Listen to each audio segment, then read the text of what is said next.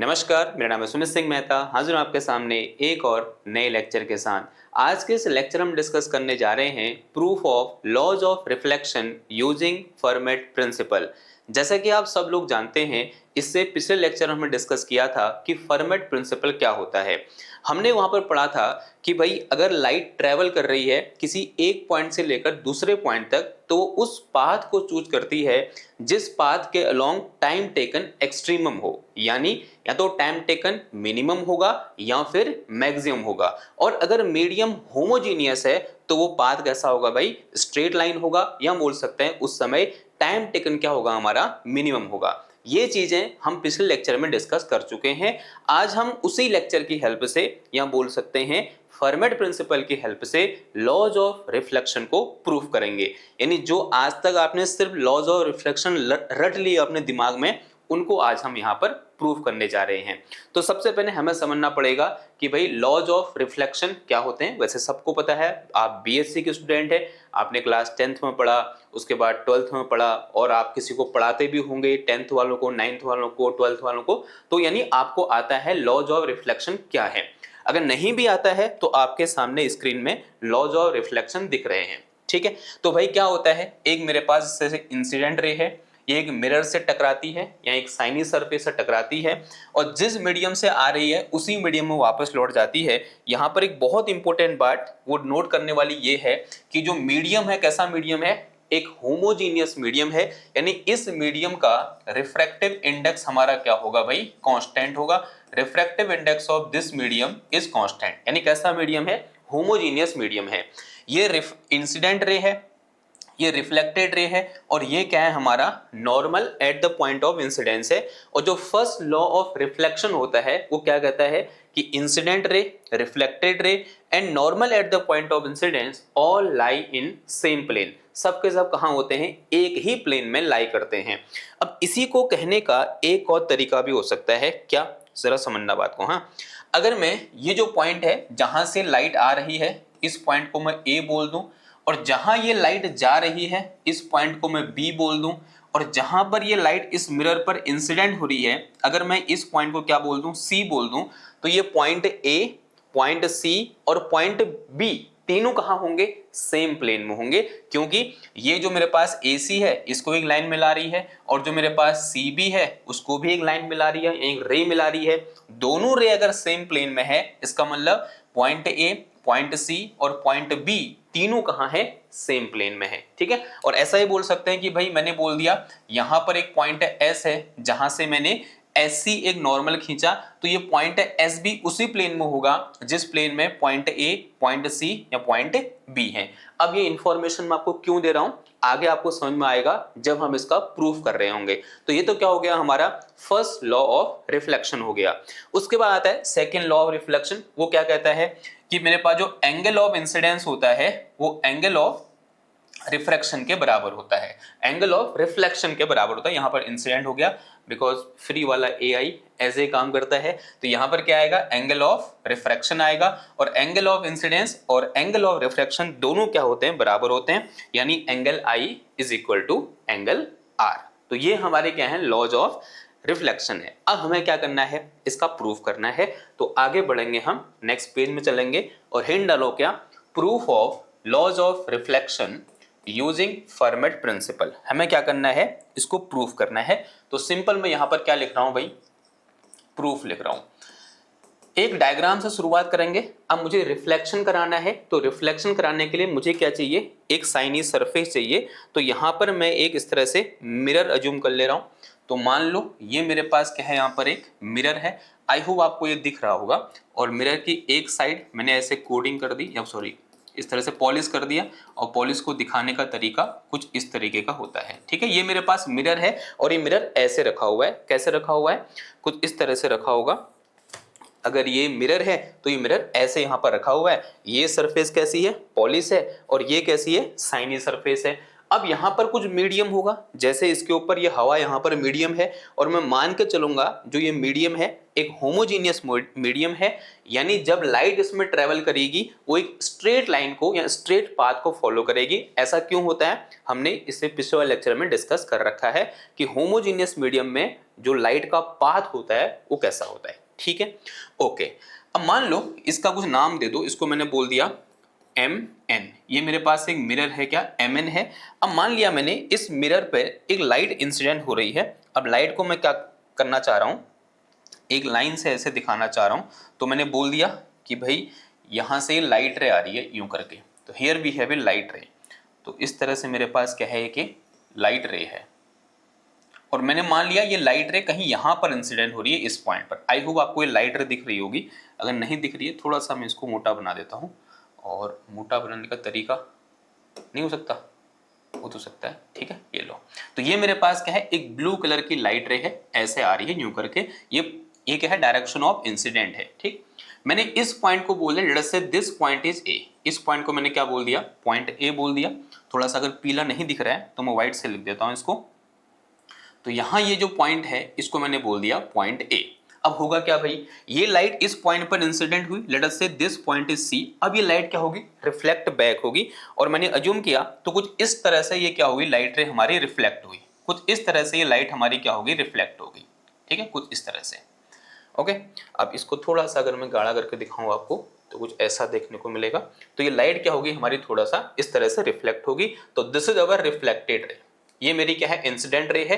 और मैंने बोला ये पॉइंट सी पर इंसिडेंट हुई और उसने इस पाथ को फॉलो किया। और यहां पर ये जो पॉइंट है, इस पॉइंट को मैंने क्या बोल दिया, पॉइंट बी बोल दिया। इस पॉइंट को मैंने क्या बोल दिया, पॉइंट बी बोल दिया। अब मैं क्या करूंगा, इस पॉइंट ऑफ इंसिडेंस पर एक नॉर्मल ड्रॉ करूंगा। तो मैंने क्या किया भाई, इस तरह से यहां पर एक नॉर्मल ड्रॉ कर दिया।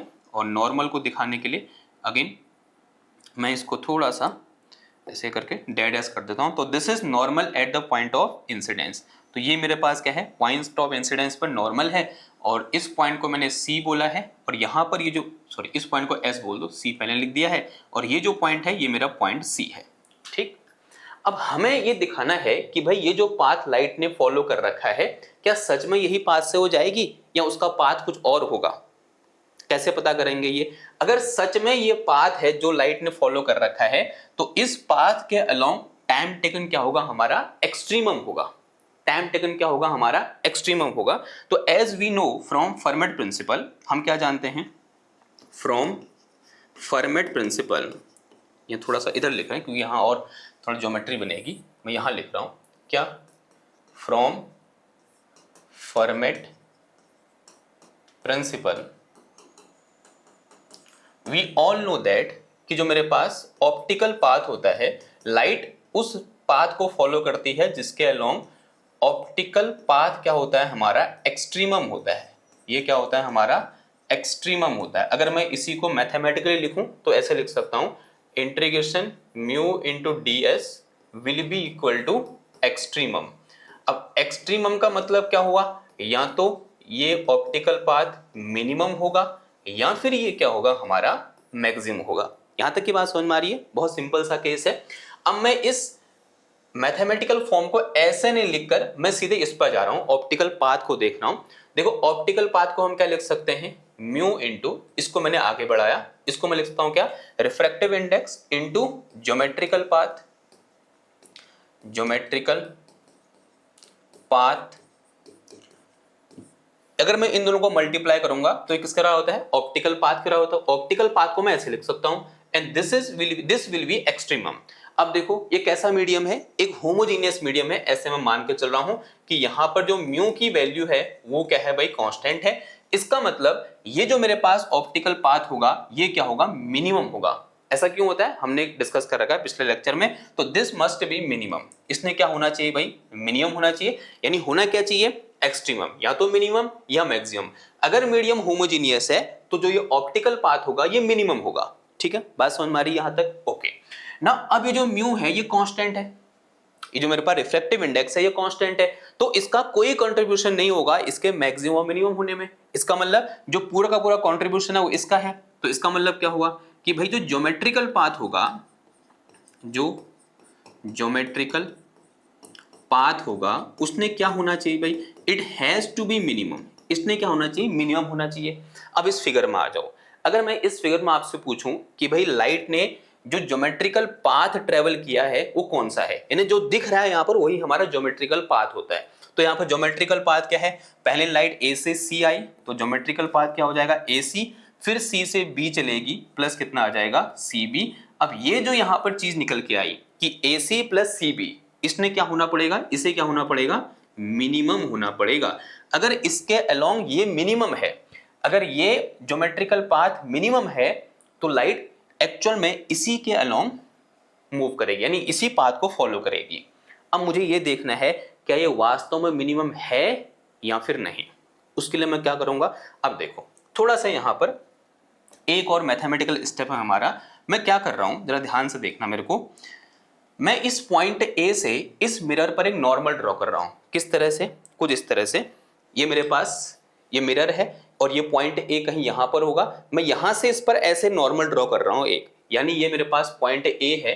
मैंने क्या किया, इस पॉइंट ए से इस पर एक ऐसे नॉर्मल ड्रॉ कर दिया और नॉर्मल को मैंने इस पॉइंट एम पर रोका नहीं, मैं इसको नीचे तक लाया। क्यों लाया अभी आपको एम समझ में आएगा। मैं इसको थोड़ा सा नीचे लाया, यहां तक लाया, ठीक है। अब इसको थोड़ा सा मैं अच्छे से दिखा देता हूं। ये मेरे पास क्या है भाई, हमारा एक नॉर्मल है इस पॉइंट पर, दिस इज अवर नॉर्मल। अब देखो इस पॉइंट को मैंने एक नाम दे दिया, ए बी सी हो गया है, तो इस पॉइंट को बोल दो क्या, पी बोल दो। और ये जो पॉइंट है यहाँ पर, ये जो पॉइंट मैंने रखा है, this point is a prime, इस पॉइंट को मैंने क्या बोल दिया, ए प्राइम। अभी ए प्राइम कोई रैंडम पॉइंट नहीं है, ये बड़ा खास पॉइंट है। क्या खास बात है इसकी, इसकी खास बात ये है कि P से लेकर A तक की जो डिस्टेंस है वो उतनी है जो P से लेकर A डैश तक की डिस्टेंस है। इसका मतलब, तो इस ज्योमेट्री में मेरे पास क्या है कि जो मेरे पास AP है, this is equal to AP बोलेंगे, हाँ, this is equal to A dash P। ये इस फिगर में है। इस फिगर में जब मैंने नॉर्मल ड्रॉ किया तो उसको आगे एक्सटेंड किया, और कहां तक एक्सटेंड किया भाई, इस A डैश तक एक्सटेंड किया। और ये A डैश कोई ऐसा वैसा पॉइंट नहीं है, ये पॉइंट वही है, मतलब उतनी डिस्टेंस पर है जितनी डिस्टेंस पर ये ए पॉइंट इस पी से है, बस डायरेक्शन कहां को है, नीचे को। या तो बात समझ में आई, ओके। नाउ अब जरा समझना बात को। अब आगे का जो स्टेप है वो और मजेदार है। अब मैं क्या कर रहा हूं, इस ए डैश से इस पॉइंट सी को मिला रहा हूं। मैंने क्या किया, यहां से यहां ऐसे लाइन ड्रॉ कर दी कुछ इस तरह से, ठीक हो गया भाई। अब इसका फायदा क्या होगा जरा समझना बात को। हाँ, फायदा ही फायदा है।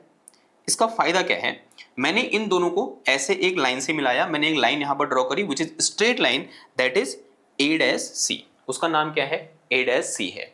अब इस ए डैश सी की लेंथ वही होगी जो ए सी की होगी। साफ बात है, नहीं है, आंसर है हाँ जी है। इसका मतलब ये जो मेरे पास ए डैश सी है वो किसके बराबर है, ए सी के बराबर है। आंसर है बिल्कुल सही है। यानी अगर मैं इसको, ये जो मैंने यहां पर लिखा हुआ है, इसको ऐसे लिख सकता हूं, या फिर पहले ये लिख दूं, एज वी नो कि जो मेरे पास ए डैश सी है it is equal to A सी। इस बात से आप सब एग्री करते हैं कि जो ए डैश सी है वो ए सी के बराबर है। मैं भी एग्री कर रहा हूं। अब देखो, अब मैं क्या इसकी वैल्यू उठा के यहां पुट कर सकता हूं, हाँ पुट कर सकता हूं। तो क्या आ जाएगा, ये ए डैश सी प्लस कितना आ गया, सी बी, और इन दोनों का सम क्या होना चाहिए, मिनिमम होना चाहिए, ठीक है। यानी यहां से लेकर यहां तक की डिस्टेंस प्लस यहां से लेकर यहां तक की डिस्टेंस, अगर मैं इस पूरे को जोड़ूंगा तो इन दो पॉइंटों ए डैश और बी के बीच को डिस्टेंस होनी चाहिए, वो क्या होनी चाहिए, मिनिमम होनी चाहिए। इसी को लिखने का एक तरीका ऐसा भी हो सकता है, इसको मैं ऐसे भी लिख सकता हूं, कैसे देखो, मैं लिख सकता हूं डिस्टेंस बिटवीन, इसके बाद में इधर आ गया, ठीक है। मैं क्या लिख सकता हूं, मैं ऐसा लिख सकता हूं, डिस्टेंस बिटवीन, मतलब उसी के नीचे लिख रहे हैं, ठीक है, A dash and B has to be minimum, has to be minimum. इस डिस्टेंस ने क्या होना चाहिए, मिनिमम होना चाहिए। अब देखो, अगर ये डिस्टेंस मिनिमम है, इसका मतलब ए और बी को मिलाने वाली लाइन या मिलाने वाला पाथ कैसा होना चाहिए, स्ट्रेट लाइन। कैसा होना चाहिए, स्ट्रेट लाइन। या ऐसा भी बोल सकते हैं, अगर ये चीज सही है, अगर ये चीज हमें करनी है कि distance between A dash and B has to be minimum, अगर ये डिस्टेंस मिनिमम होगी तो A dash C and B सारे के सारे एक ही लाइन में लाई करने चाहिए, सारे के सारे एक ही लाइन में लाई करने चाहिए। For this A dash comma C and B all have to lie या all have to be in same line। सब ने कहा होना चाहिए, सेम लाइन में होना चाहिए। अब मेरे डायग्राम को ध्यान से देखो, क्या ये सारे के सारे सेम लाइन में हैं? आंसर है नहीं है। देखो ये मेरे पास अगर इस लाइन को आगे बढ़ाऊं, आगे बढ़ाया, ये लाइन तो ऐसे निकल गई, लेकिन बी पॉइंट हमारा भाई साहब इधर बैठा हुआ है, यानी ये सब के सब एक लाइन में नहीं है। अगर ये सब के सब एक लाइन में नहीं है तो एक बात तो पक्का है कि भाई ये जो डिस्टेंस है ये मिनिमम डिस्टेंस नहीं है। इसका मतलब भाई ये सी पॉइंट यहां नहीं होगा, लाइट यहां पर इंसिडेंट होगी ही नहीं, लाइट यहां पर इंसिडेंट होगी ही नहीं, यानी यहां से इस तरह से रिफ्लेक्ट होगी ही नहीं, यानी लाइट इस पाथ को फॉलो करेगी ही नहीं। आंसर है तो फिर किस पाथ को फॉलो करेगी? वो उस पाथ को फॉलो करेगी जहां पर ये जो डिस्टेंस मैंने यहां पर लिखी, कौन सी डिस्टेंस, ए डैश से लेकर बी तक, वो क्या होगी, मिनिमम होगी। अब देखो भाई वो कैसे निकालूंगा मिनिमम डिस्टेंस, तो उसके लिए मैं एक काम कर रहा हूं, इस तरह से यहां पर एक रूलर का यूज कर लेता हूं। तो मैंने क्या करना है भाई, इन दोनों के बीच की मिनिमम डिस्टेंस निकालनी है जो कि इन दोनों के बीच के स्ट्रेट लाइन के बराबर होगा। तो मैंने क्या किया, इस तरह से इन दोनों के बीच ऐसे करके स्ट्रेट लाइन ड्रॉ करने के लिए रूलर का यूज कर लिया भाई। ठीक हो गया, ठीक, ऐसा हम कर सकते हैं? क्यों भाई, करते नहीं करते बताओ? ये लो, अब क्या करो, इन दोनों को मिलाओ एक लाइन से ऐसे करके। मैं दूसरी पेन का यूज कर लूं, इसका यूज कर लेते हैं। ठीक, अब इसको मिलाना है।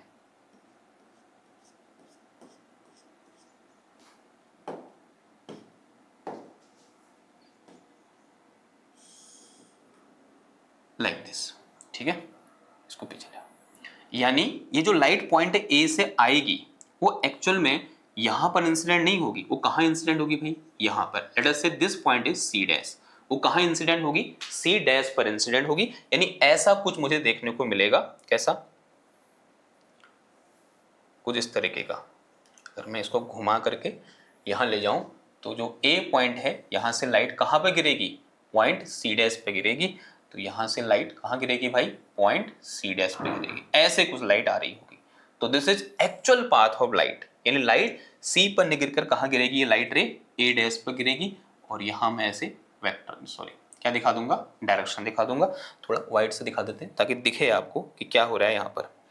तो भाई यहां से ऐसे लाइट आई और यहां से ऐसे कुछ लाइट आई। अब देखो, अब यहां पर जो मेरे पास ए डैश है और सी डैश है और बी है, ऑल थ्री लाई इन ए सेम लाइन। सारे के सारे कहाँ लाई कर रहे हैं, सेम लाइन पे लाई कर रहे हैं। और एक चीज और भाई, जितनी डिस्टेंस ये होगी उतनी डिस्टेंस ये भी होगी, यानी A dash C dash must be equal to A C dash. यानी लाइट एक्चुअल में इस पाथ को क्या करेगी, फॉलो करेगी। और इसका मतलब क्या हुआ कि एज वी कैन सी कि मेरे पास जो ए डैश है और सी डैश है एंड बी है, all in same line, all in same line, सारे के सारे कहाँ हैं, एक ही लाइन पर है, जो मुझे साफ साफ देखने को मिल रहा है। अब देखो ये मेरे पास पॉइंट ए से ए डैश तक ये मैंने नॉर्मल ड्रॉ कर रखा है, यानी जिस प्लेन में मेरा ए डैश होगा उसी प्लेन में मेरा क्या होगा, ए होगा। तो इसका मतलब जो ए है वो भी उसी प्लेन में है जिस प्लेन में क्या है, ए डैश है। एक और चीज, अगर मैं क्या करूं भैया, इस तरह से यहां पर एक नॉर्मल ड्रॉ कर दूं, ठीक है, जो कि किसके पैरेलल है, इसके पैरेलल है जो मैंने यहां पर बना रखा है। तो भाई क्या होगा, देखो इसको थोड़ा सा हम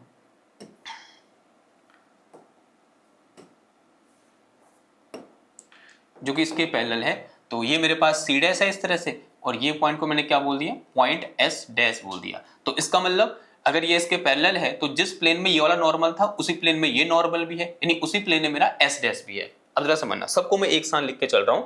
मैं क्या बोलूंगा कि भाई जो मेरे पास पॉइंट ए है, जो मेरे पास पॉइंट सी डैश है और जो मेरे पास पॉइंट बी है, साथ ही साथ जो मेरे पास पॉइंट एस डैश है, all lie in same plane. सारे के सारे कहाँ हैं, सेम प्लेन में है।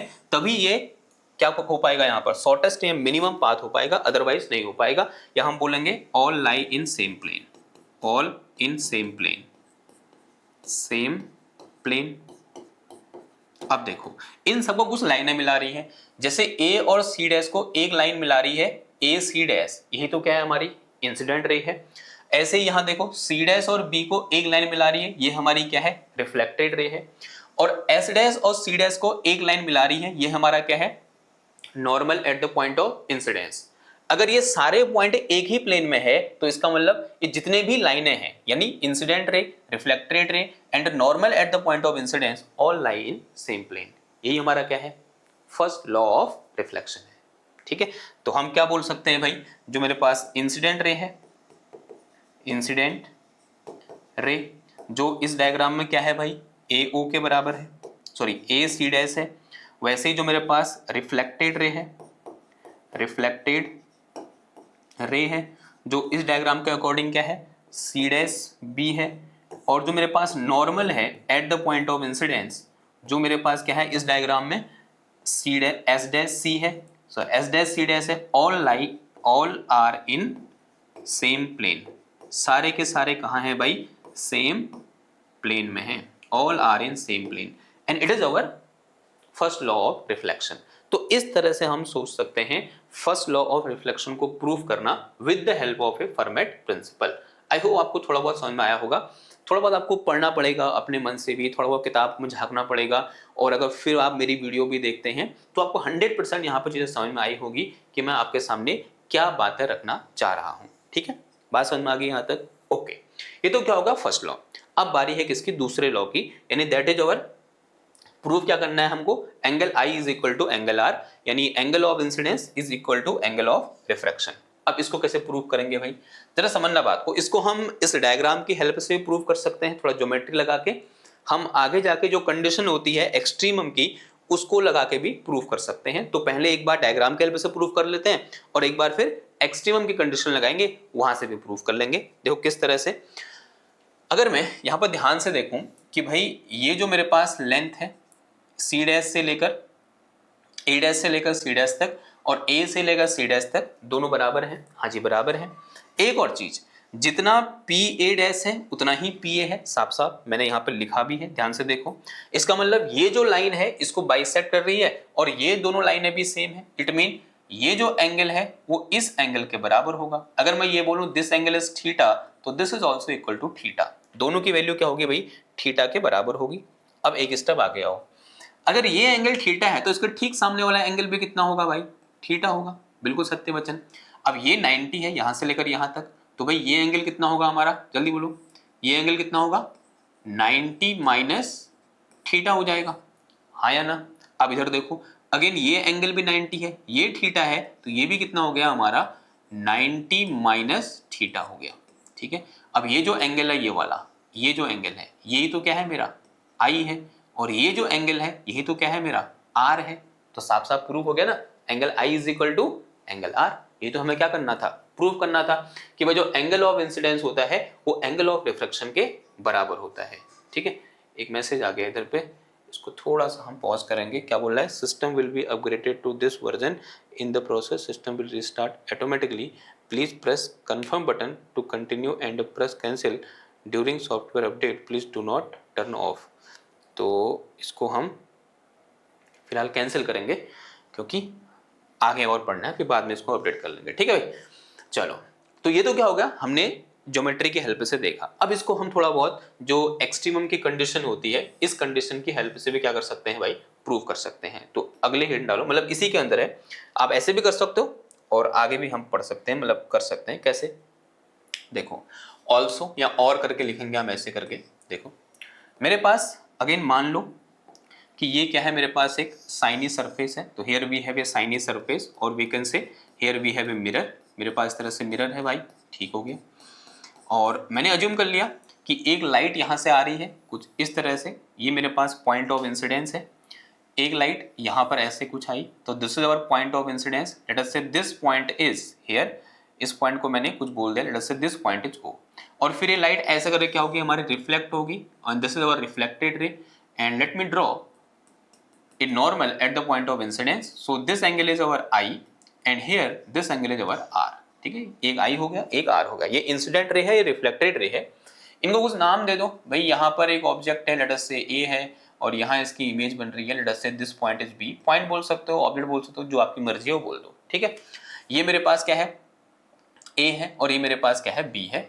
मैंने एक काम किया, यहाँ से नॉर्मल ड्रॉ किया इस मिरर पे इस तरह से, late us say this point is, इस पॉइंट को मैंने क्या बोल दिया, M बोल दिया।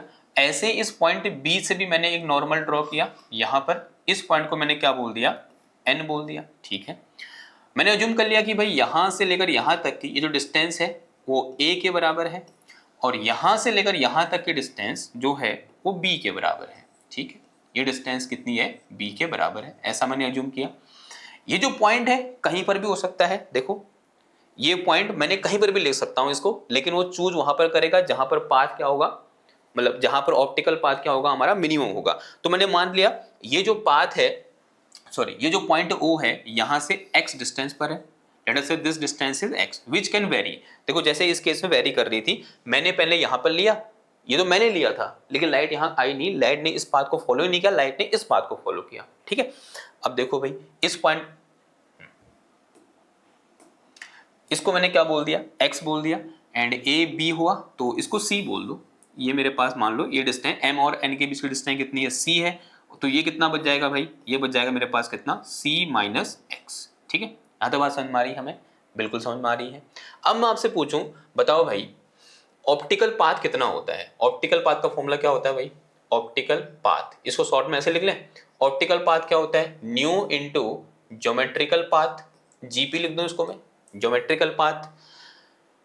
अब बताओ ज्योमेट्रिकल पाथ कितना है, मुझे साफ साफ दिख रहा है ज्योमेट्रिकल पाथ है मेरा क्या, ओ ए प्लस ओ बी, कितना है म्यू इंटू कितना आ जाएगा, ओ ए प्लस कितना आ गया, ओ बी के बराबर आ गया, इसको एस बोल दो, तो ओ बी इक्वल टू कितना आ गया, म्यू इंटू एस आ गया। Set is some equation number 1, इसको मैंने क्या बोल दिया, इक्वेशन नंबर 1 बोल दिया। नाउ अगर ये वो एक्चुअल पाथ है जिसके अलोंग लाइट मूव कर रही है, तो इस पाथ के अलोंग जो ऑप्टिकल पाथ होना चाहिए वो क्या होना चाहिए, मिनिमम होना चाहिए। अब इसकी कंडीशन लगा दो, यानी सॉरी मिनिमम नहीं, ऐसा बोलो एक्सट्रीमम होना चाहिए। क्या होना चाहिए, एक्सट्रीमम होना चाहिए। अगर ये एक्सट्रीमम है तो इसका फर्स्ट डेरिवेटिव कितना रखना पड़ेगा हमको, जरूर रखना पड़ेगा। जैसे आपसे जब भी कहा जाता है, क्लास 12th में आपने पढ़ा था और हमने पहले भी डिस्कस कर रखा है, अगर y is equal to X square है और आपको इसका एक्सट्रीमम निकालना है, तो पहले आप क्या करते हो, इसका फर्स्ट डेरिवेटिव उसको 0 बराबर रखते हो। अब यहां पर भी आपको ऑप्टिकल पाथ का फर्स्ट डेरिवेटिव निकालना पड़ेगा। अब किसके रिस्पेक्ट में निकालोगे, यहां वेरिएबल क्या है भाई, ये x है, कि भाई ये पॉइंट O कहां पर होगा, यही तो वेरी करेगा इस पर, जैसे यहां पे वेरी कर रहा था ना, जैसे यहां वेरी कर रहा था, यहां था तो यहां पहुंच गए, यानी x ही वेरी कर रहा है, तो ये वेरिएबल क्या है, x है। तो इस ऑप्टिकल पाथ का डेरिवेटिव किसके रिस्पेक्ट में होगा, x के रिस्पेक्ट में, तो क्या आ जाएगा dy dx of optical path and this must be equal to 0। इसकी वैल्यू पुट करो तो dy dx ऑफ क्या आ जाएगा, ओपी की जो कितना आ जाएगा मेरे पास, म्यू इंटू एस आ जाएगा, दिस इज इक्वल टू 0। मैं मान के चला हूं मीडियम कैसा है, होमोजीनियस, तो mu will come out from differentiation, इधर जाके 0 हो जाएगा। तो क्या बचा मेरे पास यहाँ पर है, D S divided by D X is equal to 0, ऐसा कुछ आ गया। अब आपको कुछ नहीं करना, एस की वैल्यू पुट कर देनी है। एस की वैल्यू कितनी है भाई, ए ओ प्लस ओ बी है, तो ये कितना आ गया देखो, d y d x of A O plus कितना आ जाएगा, ओ बी आ जाएगा, and this is equal to 0। And here we have d y d x of A O यानी ये वैल्यू, अगेन ये नॉर्मल मैंने ड्रॉ कर रखा है यहाँ पर, जैसे मैंने बोला आपसे पहले भी।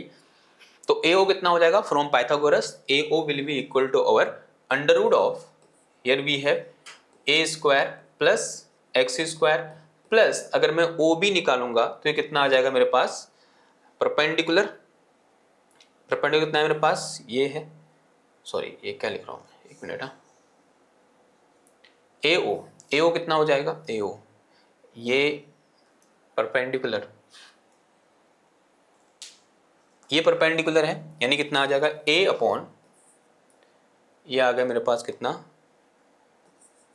ए अपॉन अंडर रूट ऑफ, क्या कर रहा हूँ, सॉरी पाइथागोरस लगाना है, सही तो कर रहा था, क्या आ जाएगा अंडर रूट ऑफ दोनों के स्क्वायर का सम, यानी ए स्क्वायर प्लस कितना आ जाएगा, X square plus O B की वैल्यू कितनी आ जाएगी, बी स्क्वायर प्लस इसका स्क्वायर रूट के अंदर, यानी under root of B square plus C minus X का होल स्क्वायर, ऐसा कुछ बचा, एंड दिस ब्रैकेट क्लोज। अब करो फिर इसको डिफरेंशिएट कर दो, पहले इसको फिर इसको, अगर इसको करूंगा तो कितना आ जाएगा, ये 1/2 under root of A square plus and this is equal to 0 होगा, ठीक है। 0 है वहाँ, दिख रहा है आपको 0 लिखा हुआ, नहीं दिख रहा तो इक्वल टू 0 लिखा है वहाँ पर, तो थोड़ा सा कर लेते हैं इसको, आई होप दिख रहा होगा। तो ये कितना हो जाएगा देखो, under root of A square plus X square, ऊपर कितना बच गया, ये 2x बच गया, एंड प्लस का ये कितना आ गया देखो 1/2 under root of B square plus C minus X का होल स्क्वायर, और यहाँ कितना बच जाएगा, ये माइनस का 2x बच जाएगा, and this is equal to 0, ठीक है। देखो भाई 2 से 2 चला गया, यहाँ इससे ये चला जाएगा, ये मेरे पास आ गया कितना,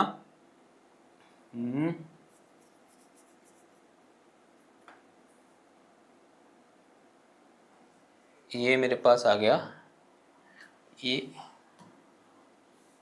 कितना होगा 2c माइनस एक्स, और ये माइनस आएगा इधर पे, इसको माइनस रख दो, ठीक है।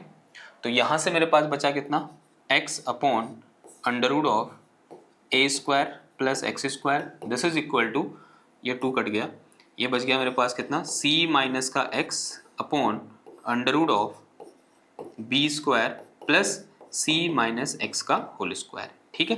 ओके भैया, अब इधर आ जाओ, अभी थोड़ा बहुत ज्योमेट्री में और चेंज करो। अगर ये x है तो यहाँ से लेकर यहाँ तक ये भी कितना होगा मेरा x होगा। अगर ये c माइनस एक्स है तो यहाँ से लेकर यहाँ तक ये भी कितना होगा मेरा c माइनस एक्स के बराबर होगा। ये एंगल I है, तो साइन I इक्वल टू क्या होता है, perpendicular upon hypotenuse, perpendicular upon hypotenuse आ गया। देखो तो ये क्या निकल के आया from geometry, this is our sine I। अब इधर देखो, ये मेरे पास क्या है, इधर R है, साइन R क्या होता है, परपेंडिकुलर अपॉन हाइपोटेनियस, ये परपेंडिकुलर ये हाइपोटेनियस है, तो ये मेरे पास कितना आ गया यहाँ पर साइन R आ गया। तो यहाँ भी साइन यहाँ भी साइन, तो अगर दोनों बराबर हैं तो एंगल भी क्या होनी चाहिए, बराबर होने चाहिए, तो angle I is equal to क्या आ गया, एंगल R। तो in this way we can proof our laws of second law of reflection, यानी angle of incidence is equal to angle of reflection. तो यहाँ पर दो तरीके से हमने इस लॉ को प्रूव किया, एक तो हमने जो सिंपल है जो हमने ज्योमेट्री की हेल्प से प्रूव किया, दूसरा जहां पर हमने एक्सट्रीम की कंडीशन लगा के इस इक्वेशन या बोलते हैं इस लॉ को हमने प्रूव किया। तो एक ये लेक्चर है related to proof of reflection of light using Fermat principle. अब आगे हम डिस्कस करेंगे proof of refraction of light, laws of refraction of light using Fermat principle, ठीक है। तो आज के इस लेक्चर में बस इतना ही। आई होप आपको लेक्चर समझ में आ रहा होगा। अगर समझ में आया है तो उसको लाइक करो, शेयर करो, सब्सक्राइब करो। मैं मिलता हूँ आपसे नेक्स्ट क्लास में एक और नए टॉपिक के साथ। तब तक थैंक यू, धन्यवाद।